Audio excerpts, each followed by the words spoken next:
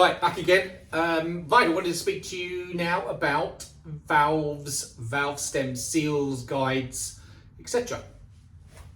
We do a modified valve guide, which has a groove around the top to take a modern cap type seal rather than using the original O-ring seal, which just greatly improves oil consumption down the valve guides.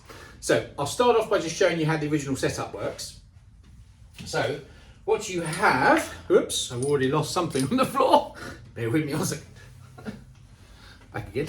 Right, so valve pushes through, you've got a guide in there, then you've got, I'll get there in a minute. You've got an inner valve spring, okay, outer valve spring, inner valve spring.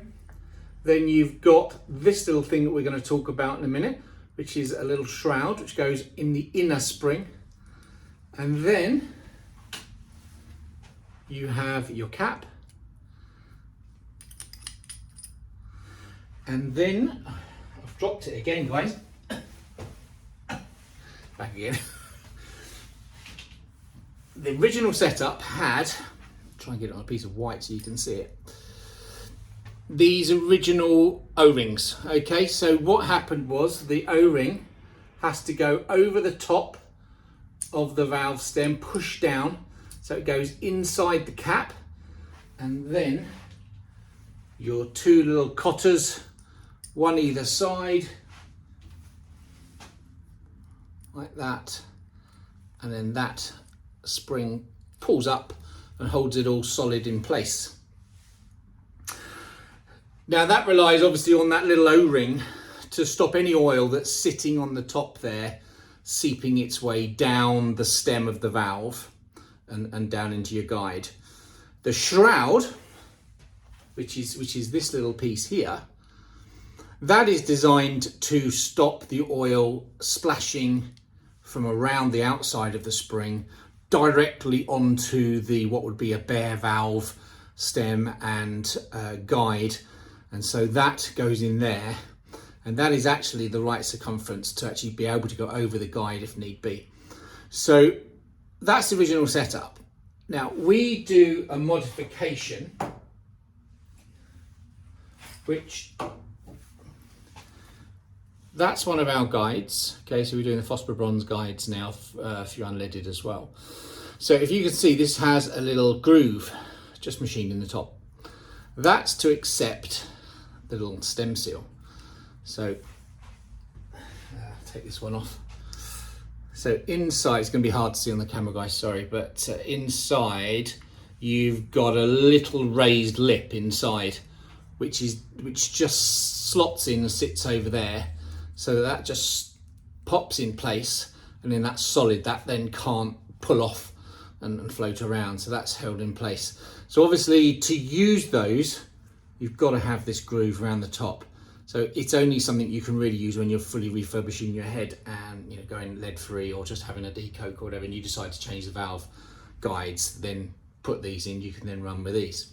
And something I wanted to talk about was, when you use those, you must not use those, because what happens is, if you keep that system, you see it now no longer goes over because you've got the thickness of the rubber seal.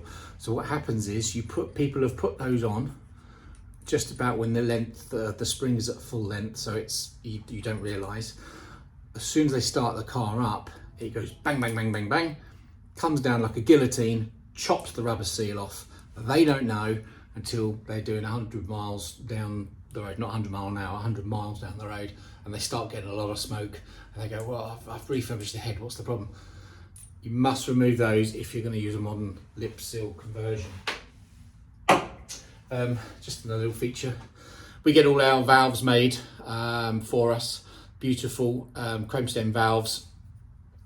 These ones we do with a nice wasted stem as well. We do those in standard sizes, 34mm, 36mm. We do race ones as well if people want to go bigger. So we do a 38mm and a 40mm. So yeah, just for your interest. So that's it. You can put different springs in, valve springs in. Some people say, oh, should I increase the pressure of the spring? If you're running a standard road car with standard cam, no, 120 pound, which is your original spring, absolutely fine. You don't need any more and you don't want any more, because all it's going to do is put pressure down on your valve gear and down onto your cam followers and cam, and just wear that out. No need. The only reason you need to increase your valve spring pressure is obviously if you're doing higher RPM, such as sort of competition work and things like that, where you're going to be that valve spring has got to keep that valve pressed against that seat at high RPM without any valve bounce. So if you're using a high lift cam or any kind of competition work, yes, you want to increase it. If you have got a slightly hotter performance cam in your XPAG and you're running sort of bigger carbs and you're just trying to get more performance out of it, and you are someone that wants to drive a car and rev it quite high, you can still put slightly higher valve springs. We sell 150 pound springs, so 120 is standard. We sell also 150, which is great for sort of fast road use. If you want to go to race competition use, we do a spring kit, which has your platforms, your Cosworth springs with special caps, etc., etc. They're pushing, I think, 220 pounds pressure, so almost double, but they're great for up to sort of 7,500 RPM and 140 horsepower. So there you go. So that's just a quick one on valve stem seals.